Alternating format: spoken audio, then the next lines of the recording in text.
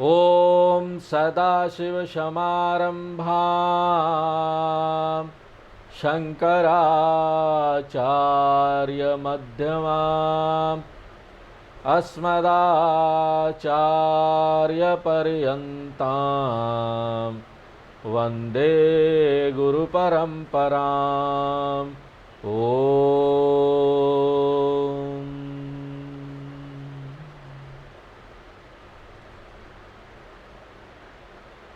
अर्जुन को दिव्य चक्षु का भगवान द्वारा आशीर्वाद मिलने के बाद पूरी दुनिया को विश्व रूप में देखकर अर्जुन सराह रहा था और शुरू में वो आश्चर्य दिखाता, उसको बहुत आश्चर्य होता है। लेकिन धीरे धीरे जैसे भगवान और रहस्य खोलते हैं, विश्व रूप का गहराई देखता है, जिसमें पूरी सृष्टि है, जिसमें समय भी है। देखिए, विश्व रूप का समय एक अंतरंग भाग है। हमको ये बात याद रखना चाहिए कि समय और आकाश जो है ना, ये पूरी सृष्टि का अंतरंग भाग है। सचमुच में बोले तो ये सृष्टि का गुण है। ऐसा नहीं कि समय और आकाश कहीं था और जब सृष्टि आया तो उसके साथ आया, ऐसा नहीं है। समय और आकाश को सृष्टि से कभी अलग नहीं किया जा सकता।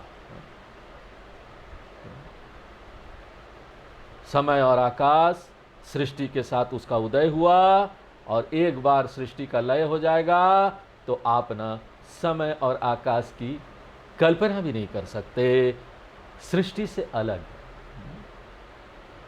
और ये बात आप स्पष्ट रूप से अपने निद्रा वाले अनुभव में देख सकते हैं।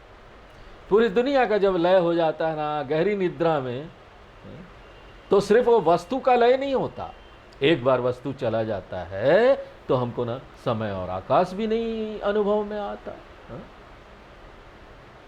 और जब फिर से हम जागृत अवस्था में आ जाते हैं या स्वप्न अवस्था में आ जाते हैं, स्वप्न वाली दुनिया या जागृत वाली दुनिया, सृष्टि के साथ वहाँ सृष्टि भी आ जाता है, समय और आकाश भी आ जाता है। समय और आकाश का जो ये कॉन्सेप्ट है ना, वो समझना ना आइंस्टाइन भी नहीं समझ पाए उसको, लेकिन है, ये बात हमको समझना चाहिए, क्योंकि वो हमारे शास्त्रों में नहीं आए ना।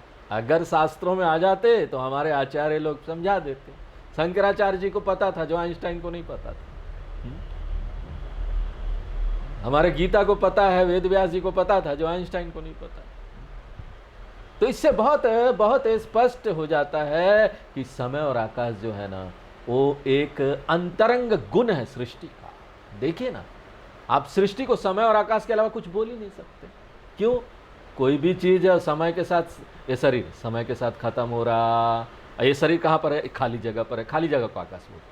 यही दो चीज है, यही दो चीज गूंधा हुआ है। ये दूसरी से सृष्टि चल रही है, समय के साथ सब मर जा रहा, नई चीज आ जा रही है, जन्म मृत्यु का क्या हो रहा है ये है?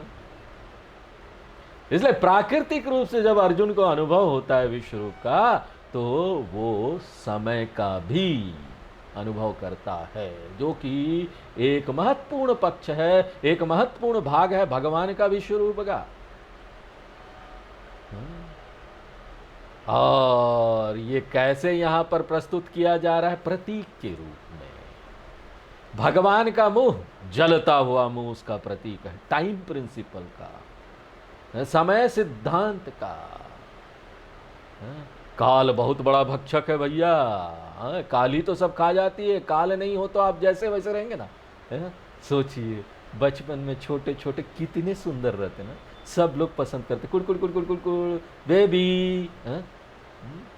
फिर बड़े होते हैं, शरीर सब खराब होने लगता है, पेट बाहर आ जाता है, कहीं कोई चीज़ इधर से निकल गया, कोई चीज़ उधर से निकल गया, चल नहीं पा रहे हैं। कई लोग बहुत मोटे हो जाते, चल ही नहीं पाते हैं। स्वामी जी चल ही नहीं पाते, इतना सारा बीमारी है। अरे भैया, तो अपना वेट कम करो ना। अपना वेट रहेगा तो बीमारियां तो रहेगी और चल भी नहीं पाओगे। लोग बोलते पतले, पतला होना ज़्यादा अच्छा है। पतलेपन में आप अपने आप को संभाल पाते हैं। तो यहां पर क्या है कि ये जो समय सिद्धांत है ना, वही कारण है लय का। सब चीज लय में चला जाता है, सब खाओ खाओ खाओ।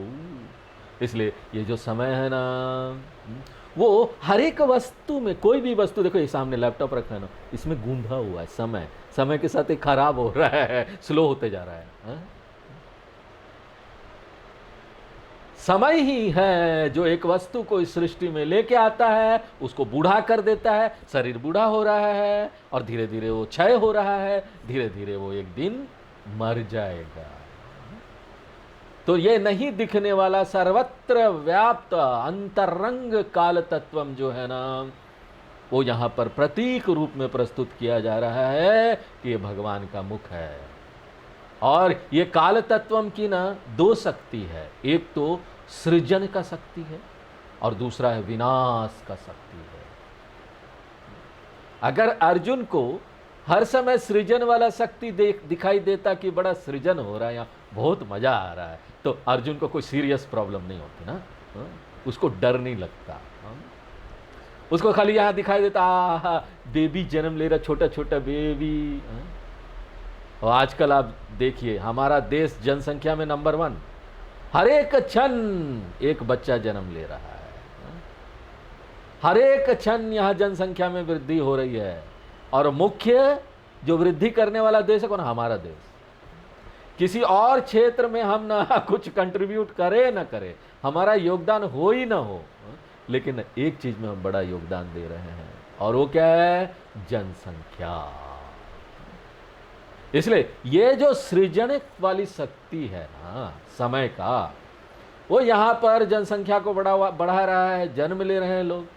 अगर अर्जुन इसका अनुभव करता तो शायद ना वो देख पाता कि यहाँ सब मंगल मंगल हो रहा है। क्यों? किसी के घर में बच्चा जन्म लेता है तो मंगल गीत गावो रे, बच्चा जन्म लिया है?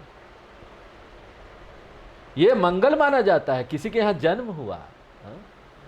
लेकिन अर्जुन तो यहाँ युद्ध क्षेत्र में था और महाभारत युद्ध था, शुरू होने वाला था तुरंत। वो तो विनाशक पक्ष था काल का, जो कि युद्ध क्षेत्र में मुखर हो गया था। तो अर्जुन यहां पर काल तत्व में को देखता है, जो भगवान के मुख के प्रतीक के रूप में यहां प्रस्तुत किया जा रहा है, जो कि यहां पर सब निगल ले रहे थे, सब प्राणियों को निगल ले रहे थे, वहां पर जितने युद्ध क्षेत्र में सैनिक थे उसको निगल रहे थे। अगर अर्जुन को ना संपूर्ण दृष्टि होती, पूरा सृष्टि को देखता, वो विश्वरूप को देख पाता, एक भाग के रूप में जन्म और मृत्यु को देख पाता कि ये दोनों पक्ष है विश्वरूप का, तो ना वो दोनों को मंगल देखता। ये सब मंगल है। अगर हमारी दृष्टि पूर्णता देख रही है ना, पूरी सृष्टि को देख रही है ना, क्योंकि दोनों ही तो भगवान के पक्ष है ना। हम ऐसा नहीं कर सकते ना कि हम एक को स्वीकार कर ले, दूसरे को अस्वीकार कर ले, भगवान हम नहीं स्वीकार करेंगे। हा? जन्म को स्वीकार कर लेते कि भगवान है, मंगल है, मृत्यु को ना मंगल स्वरूप स्वीकार ही नहीं कर पाते। लेकिन यहाँ क्या है? जन्म भी मंगल है, मृत्यु भी मंगल है, मिलना भी मंगल है, बिछड़ना भी मंगल है, यहाँ पर विकास भी मंगल है, क्षय भी मंगल है, स्वास्थ्य अच्छा है तो वो भी मंगल है, बीमारी है तो वो भी मंगल है। तो हमको यहाँ पर सब कुछ को मंगल स्वीकार करना चाहिए, तब जाकर ये जो संसार है ना वो हमको डरा नहीं पाएगी, वो हमारे लिए भगवान होगा, विश्वरूप होगा। तो ये एक विकल्प है जो आप चुन सकते हैं। वो क्या है? सब कुछ को मंगल स्वीकार कर लीजिए ना। नहीं तो एक दूसरा विकल्प भी है, वो क्या है? या तो आप सब कुछ को मंगल स्वीकार कीजिए, नहीं तो दूसरा विकल्प ये है कि सब कुछ को अमंगल स्वीकार कीजिए। यहां कुछ भी मंगल नहीं है, कोई एक चीज कीजिए, दोनों नहीं कर सकते। अगर मृत्यु मंगल है तो जन्म भी मंगल है, अगर मृत्यु अमंगल है तो जन्म भी अमंगल है। वेदांत में तो हम इसी बात को मानते हैं कि जन्म जो है ना वो आपको ना संसार सागर में डुबाए रखेगी। जन्म कोई मंगल चीज नहीं है कि हम फिर से जन्म लेने की इच्छा करें। पुनरपि जननम, बोल दिया ना भज गोविंदम में शंकराचार्य जी ने, पुनरपि जननम पुनरपि मरणम पुनरपि जननी जठरे शयनम इह संसारे बहु दुस्तारे कृपया पारे पाहि मुरारे। शंकराचार्य जी ने तो बोला देखो पुनरपि जन्म भी लो मरण भी लो, दोनों अमंगल है, दोनों ही अमंगल है, दोनों संसार है, दोनों दुख लेके आएगा। तो इस दृष्टि से क्या है कि मिलना भी अमंगल है, बिछड़ना भी अमंगल है। तो ना आप ना ये जो विवाह होता है ना, शादियां होती है ना, वो भी अमंगल है, आप उसको कल्याण नहीं बोल सकते हैं? साउथ में महाराष्ट्र में विवाह को बोलते कल्याणम, कल्याण होने वाला है, वो विवाह नहीं बोलते हैं? क्यों बोलते कल्याण? उसको मंगल मानते हैं। लेकिन हम यहाँ क्या बोल रहे हैं, उसको भी आपको अमंगल स्वीकार करना पड़ेगा। आप कल्याण नहीं बोल सकते उसको कि कल्याण हो रहा है। लोग एक साथ आ रहे हैं वो भी अमंगल है, और लोग ना बाहर बिछड़ रहे वो भी अमंगल है। तब जाकर ना आपकी दृष्टि क्या होती है, एका वाली दृष्टि होती है। नरक को भी अमंगल देखिए, स्वर्ग को भी अमंगल देखिए। ईशावास्य उपनिषद में यही बोला गया, अंधम तम प्रविश्यन्ते ये विद्याम उपासते ततो भूय इव ते तमो यौ विद्याय गुम्रताः। वेदांत के अनुसार स्वर्ग भी अमंगल है, वो संसार है, वहां जाकर आपकी समस्या नहीं सुलझने वाली। क्षीणे पुण्य मर्त्यलोकम विशंति। आओ भैया, पुण्य खत्म होगा तो वापस फिर वही लखनऊ में आओगे, भीड़ भाड़, मच्छर काट रहा है, नाले खून भुना रहे हैं, फिर से वही आ जाओगे। इसलिए आपके पास दो उपाय है। क्या उपाय है? पहला, सब चीज को मंगल स्वीकार करिए, सब मंगल है, या फिर अस्वीकार कर दिए, कुछ भी मंगल नहीं है, सब अमंगल है। हमारी समस्या क्या है ना, हम एक को मंगल देखते, दूसरे को अमंगल देखते। हम यहाँ पर जन्म को मंगल देखते हैं, लेकिन हम मृत्यु को स्वीकार नहीं करते, वो एक समस्या है। हम यहाँ पर सिक्के के एक पहलू को स्वीकार कर लेते हैं, सिक्के को दूसरे जो पूछे ना उसका पहलू, उसको स्वीकार नहीं करते। हेड एंड टेल, एक तरफ हम देख लेते हैं, दूसरी तरफ देखने में डरते, नहीं बाबा दूसरी तरफ नहीं देखेंगे। जब तक हमारा ये संकुचित भावना है, ये संकुचित दृष्टि है ना, ये दुनिया हमारे लिए भय का कारण होगी। हम भयभीत होते रहेंगे, डरते रहेंगे। या तो पूरी तरह से ना गले लगा लीजिए इस दुनिया को, या पूरी तरह से ना त्याग कर दीजिए इस दुनिया को। वैराग्य, मेरे को दुनिया से कुछ नहीं लेना देना। जब तक आप ना दुनिया के एक भाग को स्वीकार कर रहे हैं और दुनिया के दूसरे भाग को रिजेक्ट कर ले रहे हैं, ये दुनिया आपके लिए आतंकवादी बने रहेगी, आपके लिए आतंक लेके आएगी। और अर्जुन की समस्या क्या है? वो ना भगवान के एक पक्ष को स्वीकार कर रहा है जो सृजन वाला पक्ष है, लेकिन वो ना दूसरे पक्ष जो कि विनाश वाला पक्ष है उसको स्वीकार नहीं करना चाह रहा। इसलिए वो तैयार है सबका मृत्यु स्वीकार करने के लिए। हम सबका मृत्यु स्वीकार कर लेंगे, लेकिन स्वामी जी हमारे जो परिवार के लोग हैं ना, उनकी मृत्यु नहीं होनी चाहिए। नहीं, हमको कोई समस्या नहीं, सबको जाने दो ना, सब मर जाए यहाँ पर। लेकिन भीष्म, द्रोणाचार्य में मेरे गुरु सब नहीं जाने चाहिए।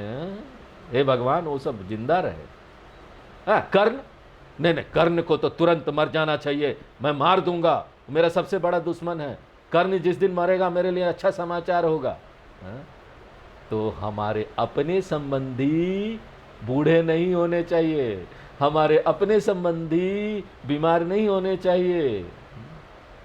हम सब ना साथ साथ स्वस्थ रहेंगे, हम सब साथ साथ स्वर्ग में जाएंगे, हम सब साथ साथ ब्रह्मलोक में जाएंगे, और फिर सब ना हम लोग साथ साथ वैकुंठ में भी जाएंगे, और साथ साथ हम लोग नरक में भी जाएंगे। कृष्ण भगवान बोलते हैं ये सृष्टि का नियम नहीं भाई साहब कि आप लोग साथ साथ सब जगह जा रहे हैं। इसलिए अर्जुन को ये समस्या है। तो यहाँ पर वो ये वर्णन करता है, क्या वर्णन करता है 29 नंबर श्लोक में, यथा प्रदीप्तम ज्वलनम पतंगा विशन्ति नासाय समृद्ध वेगा। अर्जुन देखता है कि यहाँ पर ना काल तत्व सक्रिय हो गया है, भगवान का मुंह सबको निगल ले रहा है और सब लोग भगवान की तरफ दौड़े चले जा रहे हैं, जिस तरह से नदी दौड़े चले जाती है समुद्र की तरफ, एक पतंगा दौड़ा चला जाता है दीपक की लौ की तरफ मरने के लिए। यहां तक हमने देखा। अब हम 30 नंबर श्लोक पढ़ते हैं। लेलीयसे ग्रसमाना समन्ताद्, लेलीयसे ग्रसमानः समन्तात्, लोकान् समग्रान् वदनैर्ज्वलद्भिः, लोकान् समग्रान् वदनैर्ज्वलद्भिः, तेजोभिरापूर्य जगत् समग्रम्, तेजोभिरापूर्य जगत् समग्रम्, भासस्तवोग्रा प्रतपन्ति विष्णौ, भासस्तवोग्राः प्रतपन्ति विष्णु। हाँ, विष्णु नहीं होगा, विष्णु। बहुत सुंदर, आपने ठीक पढ़ा है। तो भगवान का क्या प्रक्रिया है, प्रक्रिया नहीं, प्रतिक्रिया क्या है जब वो लोगों को यहां निगल रहे हैं। देखिए ना, हमारे सगे संबंधी इस दुनिया में अर्जुन देख रहा है, छाती ठोक ठोक कर रो रहा है, चला गया चला गया, ये सारे लोग रो रहे हैं। और जब ये सारे लोग रो रहे हैं तो भगवान का उस समय क्या एटीट्यूड है, उसका भावना क्या, भगवान क्या कर रहे हैं, क्या देख रहे हैं? क्या उनको सहानुभूति हो रही है इन लोगों के साथ कि छाती ठोक ठोक कर रो रहे हैं कि उनके लोग चले गए, उनके लोगों की मृत्यु हो गई, उनकी संबंधियों की? नहीं, भगवान को कोई सहानुभूति नहीं है उनको देखकर। भगवान तो ऐसे एकदम ब्लैंक लुक दे रहे हैं अपना, ऐसे एकदम सीधे सीधे देख रहे हैं, कोई सहानुभूति नहीं। ये करके भगवान ये बताना चाहते लोगों को कि अगर आप जन्म और मृत्यु को नहीं समझ रहे हैं, अगर आप इतना परिपक्व नहीं हुए कि जन्म और मृत्यु को स्वीकार कर पाए, तो ये आपकी समस्या, मेरी नहीं। आप यहां पर पीड़ा प्राप्त कर रहे हैं, उसके लिए मुझे दोष मत दीजिए, भगवान बोल रहे हैं। इसलिए तो भगवान सहानुभूति नहीं दिखा रहे, रो, मैं क्या करूं? ऐसे लोग रोते हैं संसार में, तो क्या किया जाए भैया? तो स्वीकार नहीं करोगे, रोगे, तो मैं क्या कर सकता हूं? यहां पर देखिए, हमारे शास्त्र इतने सुंदर है ना, हमको यहां पर सिखाया जा रहा है, हम सीखने को तैयार नहीं है। इतने सुंदर हमको शास्त्र मिले हुए हैं। श्रीमद् भगवद गीता बताती है कि आर्ट ऑफ लिविंग, कैसे जीवन जिया जाए, और खाली जिया जाए नहीं, कैसे मरा जाए। श्रीमद् भागवत महापुराण बताती है कैसे मरा जाए, आर्ट ऑफ डाइंग, दोनों बताते हैं। दोनों हमको सीखना चाहिए। हमको भगवान ने यहां पर ना एक बुद्धिमान दिमाग दिया है, शास्त्र दिया है, जो आपको परिपक्वता प्रदान करेंगे। हमने आपको अवसर दे दिया ना, आप मृत्यु को समझ पाएं इससे पहले कि आपकी मृत्यु हो जाए।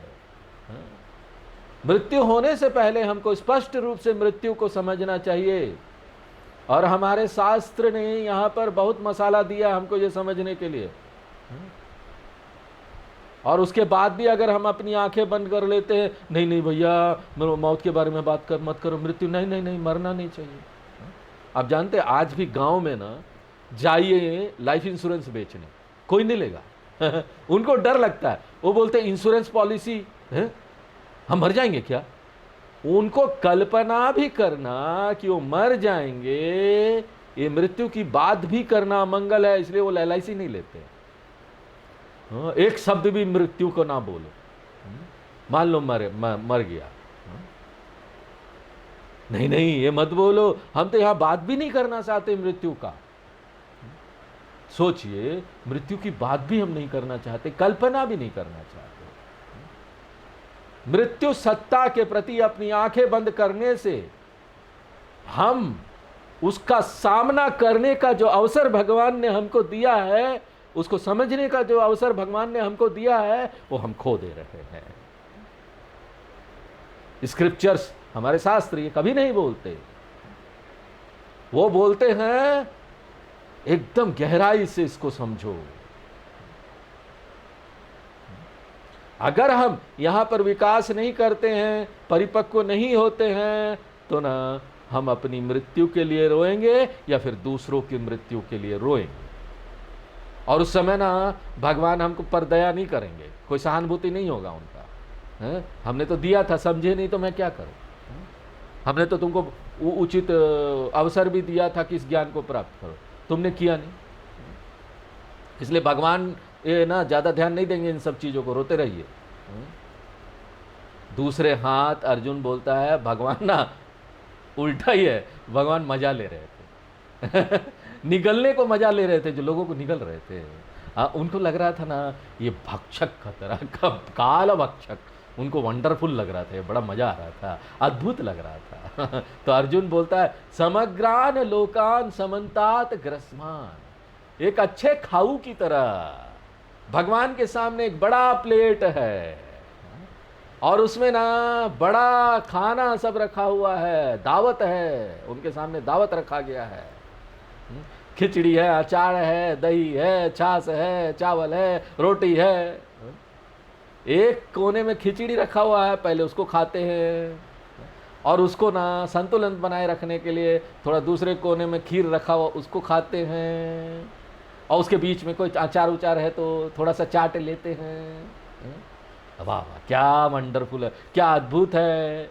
एक अच्छे खाऊ की तरह भगवान ना खाने का मजा ले रहे हैं। ये पूरा जो आकाश है ना भगवान का पत्तल है, पत्तल उनका उनका वो है थाली है, और हर एक वस्तु है जो ना सृष्टि में वो उनका खाना है।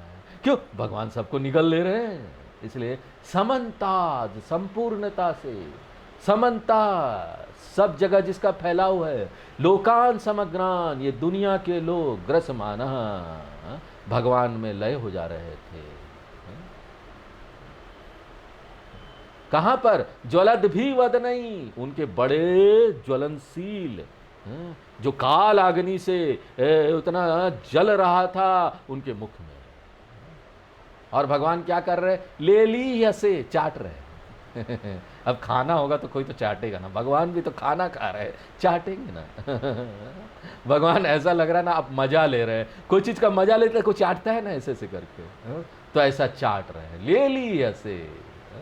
यही नहीं कि आप ना लोगों को नष्ट कर रहे हैं, वो आपके मुंह में चले जा रहे हैं। समग्रम जगत आपूर्य, ये जो तेज है, ये जो ताप है अग्नि का आपके मुख में, वो पूरी दुनिया में फैल जा रहा है। समग्रम जगत, पूरे ब्रह्मांड को तेजो भिराए पूर्य, पूरे ब्रह्मांड में व्याप्त हो जा रहा है आपका ये तेज।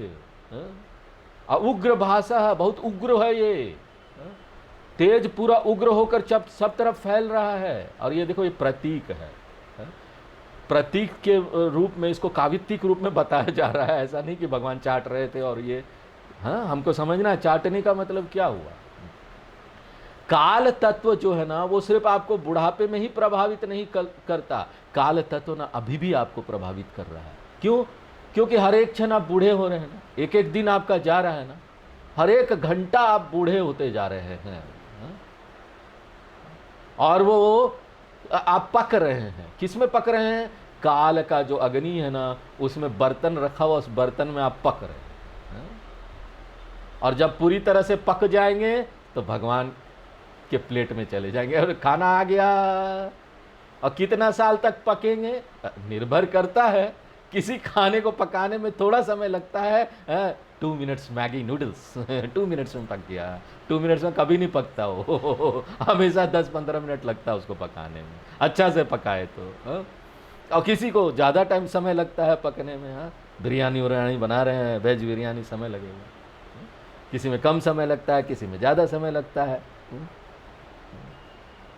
और हम सब पकाए जा रहे हैं भगवान के प्लेट में जाने के लिए, और उसके बाद भगवान बड़े चाट चाट कर स्वाहा कर लेंगे। इसलिए वो बोलता है तब उग्र भासः, आपका जो ये उग्र, ये जो तेज है, ये जो ताप है, ये ना तड़पा रहा है, प्रतपंती, सबको तड़पा रहा है, झुलसा रहा है सभी लोगों को। हे भगवान विष्णु, कितना देखो उपयुक्त नाम ले रहा है भगवान का, विष्णु।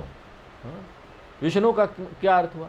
जो सर्वत्र व्याप्त है, विष्णु यानी सर्वत्र व्याप्त। सर्वन सर्वम वेवेस्ति इति विष्णु। विश्व यानी चारों तरफ फैला हुआ है, घेरा हुआ है। इसी से ये वेस्तिहस शब्द आया है। वेस्ति का क्या अर्थ हुआ है? जो शरीर को ना चारों तरफ से घेरे रखता है। तो हे विष्णु, ये आपका काम है। अब ना अर्जुन को ना संशय होने लगा था कि भगवान का प्रकृति कैसा है, क्योंकि हर समय तो वो सुना है ना, भगवान बड़ा सहानुभूति करते हैं, भगवान बड़ा दयावान है, भगवान बड़ा करुणावान है, भगवान बड़े सुंदर है, भगवान एकदम मुस्कुराते रहते हैं। भगवान के बारे में सब लोगों को यही ज्ञान है ना। भगवान का एक फोटो जो देखते हैं सब लोग ऐसे ही देखते हैं।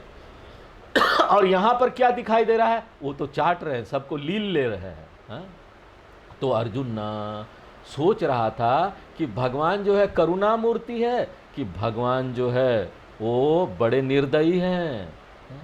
तो उसको ना डाउट आ जा रहा है, संशय आ जा रहा है। देखिए, हम कभी भी अपने जीवन में पीड़ित होते हैं ना, तब हमको ना ये संशय आता है, क्या भगवान सही में करुणावान है या नहीं है? और उससे भी खराब प्रश्न ये आएगा कि भगवान है भी कि नहीं, हमको इतना दुख दे रहे हैं। ये दूसरा चरण है। क्या भगवान सचमुच में करुणावान है? ये पहला प्रश्न आएगा। और दूसरा प्रश्न क्या होगा? क्या भगवान सचमुच में है क्या? तो अर्जुन ना इन सब समस्या में पड़ गया था, इसलिए वो भगवान से प्रश्न करता है। अगले श्लोक में वो हम लोग पढ़ते हैं, क्या प्रश्न करता है? आख्याहि मे को भवान उग्र रूपः, आख्याहि मे को भवान् उग्र रूपः, नमोस्तु ते देववर प्रसीद,